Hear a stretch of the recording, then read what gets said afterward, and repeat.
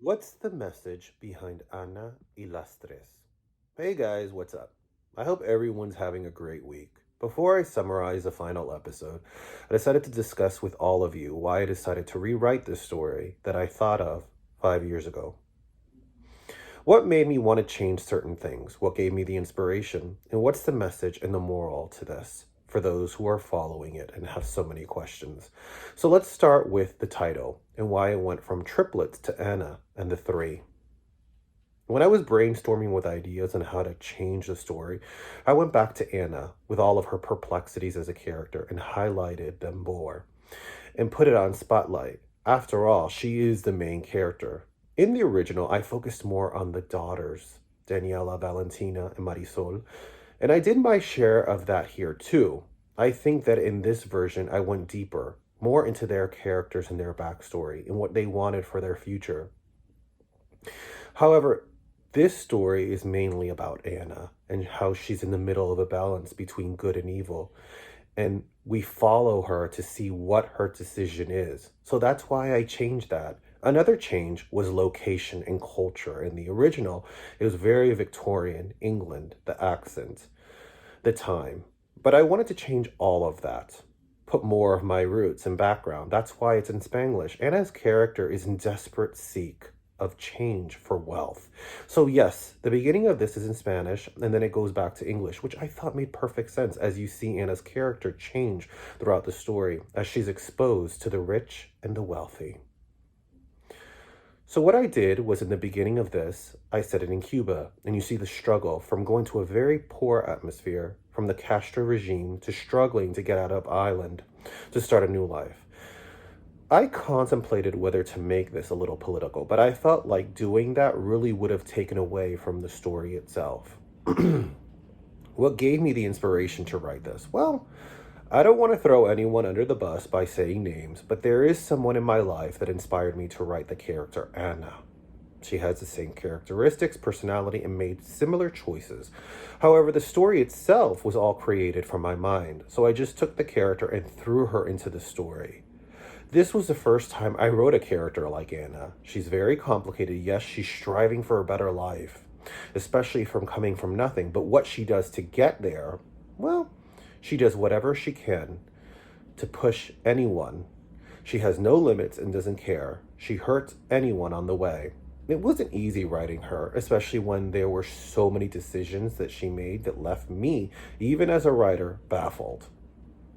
And it wasn't easy to write this, not just because of the connection I had with her or the story, but because of her actions and how she treats her own daughters.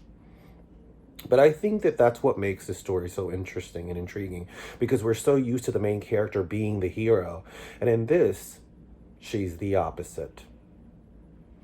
And it's very unpredictable. Vanessa is another thing that I added in this. She's a friend of Anna. I felt like her character was so important because she's trying to bring Anna to the light, and she has so much hope for her to be a better person, not in terms of success, but as a human being. And as the girls grow up, they wonder why Vanessa sticks by Anna and respects her so much. Yes, there's a hidden secret love there, and I thought of that so she could be loyal to Anna, and I used it to her advantage to take care of the girls for her own convenience, which really shows how manipulative Anna really is. She doesn't have any remorse for anyone, and it's just thinking about herself and her future. And that's why she continues planning on marrying her daughters to wealthy bachelors, not for their sake, but for her own.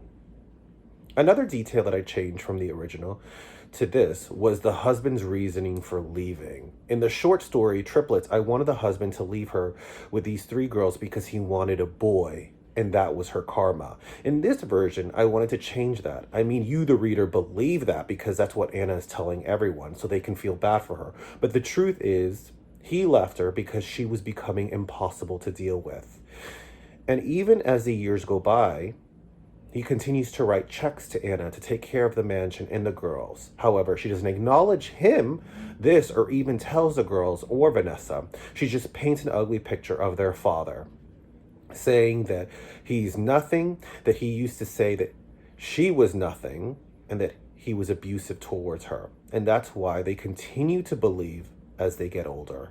I guess if there was one thing I would have done differently in this version was maybe brought in the girls earlier or give them more time because they are part of the story as well. They're the next generation of Anna. Cynthia Smith, it was hard to eliminate her from the story so early, not because she gave so much to Anna, and without her, the story would not have gone on, but in order for Anna to be who she was meant to be, she had to push Cynthia to the state of depression. When I was reading the story to some of my friends, she was actually a fan favorite. So my next project will be writing her life, of course, with the demise from her perspective. Even in this story, there are little details building up to the possibility of that. And there is a connection, especially in the last episode when Anna finds Cynthia Smith's diary that was hidden in the wall. With all the death, struggle, and abuse, you, the reader or listener, are wondering, well, what's the moral or the message of this story? That is one thing I kept from the original to this one. In life, there are always consequences to our actions. Thanks for taking the time to hear me out, and stay tuned for the final episode.